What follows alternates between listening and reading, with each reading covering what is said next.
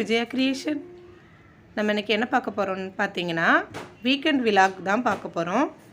நான் எப்படி ஒரு டேயை எப்படி ரன் பண்ணுறேன்ட்டு பாருங்கள். எல்லாம் நைட்டெல்லாம் க்ளீன் பண்ணிவிட்டு படுத்ததுக்கப்புறமும் இப்போ நம்ம காலையில் என்ன பண்ணுறோம் அப்படின்ட்டு இதை பார்க்க போகிறேன். இது முந்தின நாள் வச்ச கருணக்கிழங்கு புளிக்கறி கொஞ்சம் இருக்குது. அதை நல்லா சூடு பண்ணி நம்ம எடுத்து வச்சுக்கணும். நான் பெரும்பாலும் இப்போ பொரியலோ குழம்போ ஃப்ரிட்ஜில் ஸ்டோர் பண்ணுறது அவ்வளோவா கிடையாது, ரேர் தான்.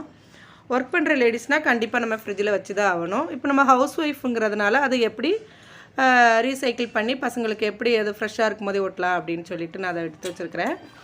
அப்புறம் இது வந்துட்டு தண்ணியெல்லாம் காலையில் ஃபில்டர் தண்ணி பிடிச்சி அதை வச்சுட்டு இப்போ நம்ம கேஸை க்ளீன் பண்ணுறதுக்காக அதெல்லாம் எடுத்து வச்சிட்ருக்கேன். இப்போ வாஷிங் மிஷினில் நெக்ஸ்ட்டு துணியை அந்த டைமில் போட்டுட்டு இப்போ அந்த துணி துவைக்கிறத டைமில் நம்ம விளக்கெல்லாம் தேய்க்கிறதா இருந்தால் வீக்கெண்டில் நம்ம தேய்ச்சிக்கலாம். இப்போ நம்ம ஃப்ரைடே டியூஸ்டே தேய்க்காமல் அதுக்கு முந்தின நாளோ இல்லை அதுக்கு முந்தின நாளோ நம்ம தேய்ச்சிக்கலாம்.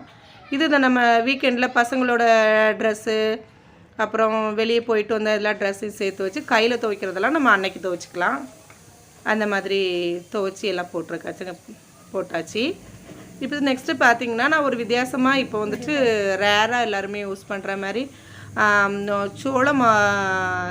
சோளத்தை வச்சு ஒரு கூழ் தான் பண்ணியிருக்கேன். நம்ம இது வந்து கிராமத்து சைடில் வந்து நம்ம காடி அப்படின்னு நம்ம சொல்லுவோம், சோளக்காடி அப்படின்னு சொல்லி குடிப்பாங்க. நான் ரொம்ப குட்டி வயசில் இதை சாப்பிட்ருக்கேன். இதை சாப்பிட்டவங்களாம் ரொம்ப ஸ்ட்ராங்காக இறந்து போயிருக்காங்க, ரொம்ப நாள் இருந்திருக்காங்க.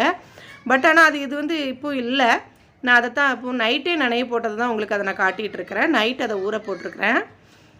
இப்போ வந்துட்டு அது காலையில் அதை எடுத்துட்டு அதை க்ரஷ் பண்ணி உப்பு போட்டு கொஞ்சம் தண்ணி ஊற்றி அதை வந்து க்ளோஸ் பண்ணி வச்சுக்கிறேன். நைட்டு ஊற போட்டுட்டு அது லைட்டாக கொஞ்சம் தண்ணியும் இதுமாக கொஞ்சம் லைட்டாக ஒரு புளிப்புத்தன்மை ஏற்பட்டிருக்கும். அது போதும், நம்மளுக்கு ரொம்ப புளிப்பு வேண்டாம். ஸோ அதை நான் காலையில் எடுத்து வச்சுட்டு இப்போ நம்ம அதை அடுப்பெல்லாம் க்ளீன் பண்ணிவிட்டு எல்லாம் காலை வேலைகளெல்லாம் முடிச்சுட்டு நாஸ்டா பண்ணுறதுக்காக நான் இந்த மாதிரி இந்த சோளம் நனைய வச்சு உப்பு போட்டு எடுத்து வச்சுருக்கத வைக்கிறதுக்காக தண்ணி எடுத்து வச்சுருக்கேன். இந்த நல்ல தண்ணி நல்லா கொதிக்க விட்டுட்டு நம்ம அதை கரைச்சி வச்சுருக்கதை ஊற்றி கிண்டணும், அவ்வளோதான். ரொம்ப ஈஸி அது. ஆனால் சோளத்தில் வச்சு சாப்பிட்டு பாருங்கள், நல்ல கார்போஹைட்ரேட் தான். பட் எப்போவுமே ரைஸு இட்லி அந்த மாதிரி சாப்பிட்றதுனால இது கொஞ்சம் டிஃப்ரெண்ட்டாக நீங்கள் சாப்பிட்டு பார்க்கலாம். ட்ரை பண்ணுங்கள், நான் எப்படின்ட்டு காட்டுறேன். இப்போ வந்துட்டு லஞ்சுக்கு வந்துட்டு நான் இந்த ரொம்ப பிஞ்சியான ஒரு கத்திரிக்காய் வாங்கிட்டு வந்தேன். இது வந்துட்டு மும்பையில் வசாய் கத்திரிக்காய் அப்படின்னு சொல்லிட்டு கொடுத்தாங்க. பாருங்கள் இவ்வளோ அழகாக பிஞ்சாக இருக்குன்னு. இந்த மாதிரி ஒரு பிஞ்சு கத்திரிக்காயை வச்சு நம்ம கிடச்சிதுன்னா சப்போஸ் கத்திரிக்காய் சாதம் பண்ணால் ரொம்ப நல்லாயிருக்கும். டேஸ்ட் பண்ணி பாருங்கள், செஞ்சு பாருங்கள். அந்த மாதிரி நான் அதை செஞ்சு காட்டுறேன். இப்போ வந்துட்டு நான் சோளம் நனைய போட்டு நைட்டு இந்த மாதிரி ஊற வச்சுருக்கேன். அதை எடுத்து இப்போ தண்ணி கொதித்த உடனேயே அதை நான் போட்டுறேன். உப்பு போட்டு கரைச்சி வச்சுருக்கிறேன். இப்போ நம்ம அதை கொதித்த தண்ணியில் நம்ம அதை கொட்டிக்கலாம். கொட்டிட்டு நம்ம எப்படி கேழ்வரகு மாவு டக்கு அப்படின்னு கூழாகுது அதே மாதிரி இது நல்லா வேகும். லைட்டாக கிண்டி விட்டுட்டு சிம்மில் வச்சிடணும். இதுதான் நான் இப்போ பசங்களுக்கு இதில் கொஞ்சம் புளிப்பு வேணும்னா கொஞ்சம் மோர் விட்டு உப்பு போட்டு கலக்கி காலையில் டிஃபன் கொடுக்க போகிறேன். இப்போ இட்லி சப்பாத்தி பூரி புட்டு எல்லாம் சாப்பிட்டு போர் ஆகிட்டு இல்லையா? ஸோ அதனால் பசங்களுக்கு இப்படி டிஃப்ரெண்ட்டாக கொடுத்து இது உடம்புக்கு நல்லது அப்படின்னு சொல்லி கொடுத்தா சாப்பிடுவாங்க. இப்போ நம்ம லஞ்ச் எப்படி பண்ணலான்னு பார்க்கலாம். பாருங்கள், கத்திரிக்காய் சாதம் பண்ணி அதுக்கு சைடிஷாக ஒரு குட்டி அப்பளம் வறுத்து கேரட்டு வெள்ளரிக்காய் எல்லாம் நறுக்கி வச்சு அது பண்ணியிருக்கேன். பாருங்கள்,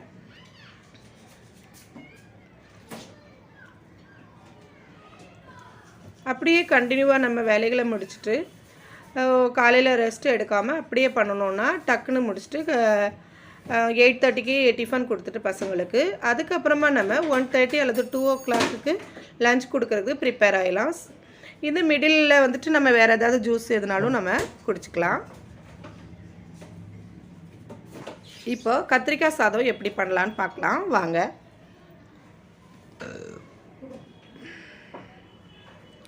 அதுக்கு இந்த மாதிரி ஒரு குட்டி அப்பளம் அது விழாக்கில் நாளைக்கு போடுறேன். எப்படி எங்கே வாங்கினேன்ட்டு நல்லா இருந்துச்சு. லிச்சர் பப்பட் தான் அது. இப்போ கத்திரிக்காவை வந்து இந்த அப்பளம் பொரிச்சிட்டு அதே ஆயிலில் ஃப்ரை பண்ணி எடுத்துக்கோங்க. உப்பு எதுவுமே போடாமல், அது ஏற்கனவே நல்லா பிஞ்சாக இருக்கும் இல்லையா, நான் டக்குன்னு ஃப்ரை ஆகிடும். ஃப்ரை பண்ணி அந்த ஆயிலோடு எடுத்து வச்சுக்கலாம், ஒன்றும் பிரச்சனை இல்லை, நல்லாயிருக்கும்.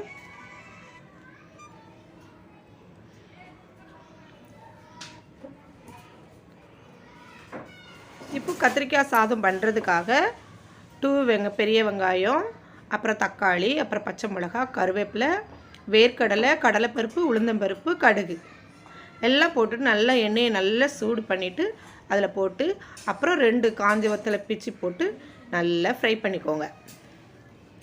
நல்லா கமன்னு நல்ல மனம் வர மாதிரி அந்த ஃப்ரை இருக்கணும். அப்போ தான் அந்த சாதம் நம்மளுக்கு சுவாரஸ்யமாக இருக்கும் சாப்பிடும்போது. இந்த மாதிரி சட்டுன்னு நம்மளுக்கு எனக்காவது போராக இருக்கும்போதோ, இல்லை நல்லா குழம்பு பொரியல் அவியலெல்லாம் சாப்பிட இஷ்டம் இல்லாத போதோ, இந்த மாதிரி 1 கிளாஸ் அல்லது 2 கிளாஸ் ரைஸ் பண்ணிவிட்டு பசங்களுக்கு ஒரு இன்ட்ரெஸ்ட்டாக ஒரு டிஃப்ரெண்ட்டாக இருக்கும். இந்த மாதிரி பண்ணி கொடுங்க. கத்திரிக்காய் சம்டைம்ஸ் சில குழந்தைங்க சாப்பிடவும் செய்யாது, நமக்கே சம்டைம்ஸ் கத்திரிக்காய் சாப்பிட பிடிக்காது. இந்த மாதிரி பிஞ்சு கத்திரிக்காய் வாங்கி இந்த மாதிரி சாதம் பண்ணி கொடுங்க, கண்டிப்பாக நல்லாயிருக்கும். ட்ரை பண்ணி பாருங்கள். நான் ட்ரை பண்ணி நிறைய டைம் ட்ரை பண்ணியிருக்கேன், நிறைய டைம் கத்திரிக்காய் சாதம் வச்சுருக்கேன். ஸோ அதனால தான் இதை ஒரு நாள் போடணும்னு நினச்சேன். ஸோ அதை இன்றைக்கி சாட்டர்டே பண்ணனால இப்போ நான் போடுறேன். இது நல்லா ஃப்ரை பண்ணிவிட்டு அதில் 2 பச்சை மிளகாய் போட்டு, கருவேப்பிலை போட்டு, பூண்டு வந்துட்டு நல்லா இப்படி நச்சு நல்லா அரைக்காமல் அப்படியே போடுங்க. இதுக்கு இஞ்சி வேண்டாம்.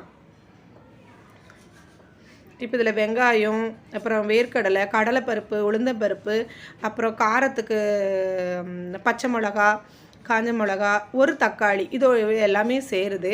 இதில் வேறு காய்கறி எதுவுமே போட வேண்டாம், அது வேகாது, அதனால் அதை நான் போடலை. சம்டைம் உருளைக்கிழங்கு ஃப்ரை பண்ணியும் அது கூட நம்ம சேர்த்துக்கலாம் தேவைப்பட்டா. இப்போ இதை சிம்மில் வச்சுட்டு கொஞ்சம் நேரம் மூடி வச்சுட்டு திரும்ப எடுத்து பார்த்தா அந்த தக்காளி கொஞ்சம் வதங்கியிருக்கும். அந்த டைமில் தேவைப்பட்டால் கேஷ்யூநட் போட்டுக்கலாம். இந்த டைமில் நம்ம நல்லா வதங்கிடுச்சு வெங்காயம், ஏற்கனவே வதக்கி வச்சுருக்க கத்திரிக்காவை அதில் போட்டுக்கோங்க.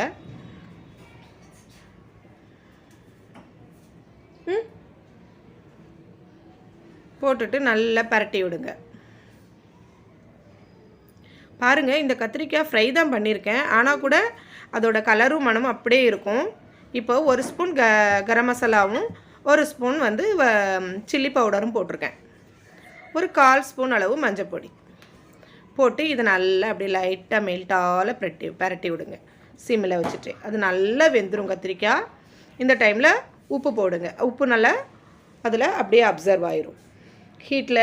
ஆயில் ஹீட்டாக இருக்கும்போது நம்ம உப்பு போடும்போது அதில் இருக்கிற எல்லா பொருளையும் அப்படியே உப்பு போய் சேர்ந்துடும்.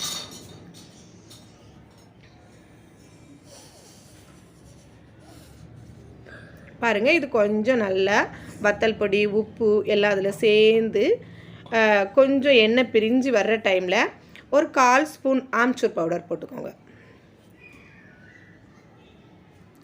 லைட்டாக ஒரு லிம்பு போடலாம், அது வேண்டாம் லிம்ஸ் இந்த லெமன் போடலாம், லெமன்ஸ் ஒரு மாதிரி ஃப்ளேவர் வந்துடும். அதனால் ஆம்ச்சூர் பவுடர் போட்டுட்டு அதை லைட்டாக கிண்டி விட்டுட்டு, இப்போ நம்ம ஏற்கனவே நான் வந்து குக்கர்லலாம் வைக்க மாட்டேன், பாத்திரத்தில் தான் வடித்து தான் ரைஸ் பண்ணுற பழக்கம். அந்த ரைஸை எடுத்து நம்ம இப்போது 2 கிளாஸ் ரைஸ் பண்ணியிருக்கேன், அதை எடுத்து அப்படியே பரட்டி விடுங்க. சிம்மில் வச்சுட்டு மெதுவாக பரட்டி விடுங்க.